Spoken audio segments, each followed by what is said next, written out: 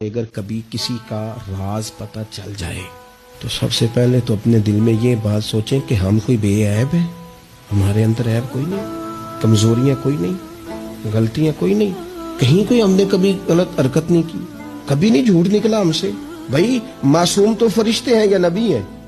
تو اگر کسی کا پردہ سامنے کسی وجہ سے کھل ہی گیا ہے، کسی کی کوئی بات سامنے آ ہی گئی ہے، تو اس کا کیا مطلب ہے؟ ایک ڈنڈورا پیٹنا ہے؟ میں نے پہلے بھی کہا تھا کہ اپنی ساری غلطیوں سمیت اپنے آپ سے پیار ہے، اور دوسرے کی ایک کا پتہ چل گیا تو اس سے کیسے نفرت شروع ہو گئی؟ جی میرے نبی پاک علیہ السلام کا جو انداز ہے نا بات کرنے کا، وہ تو موہ لیتا ہے من کو۔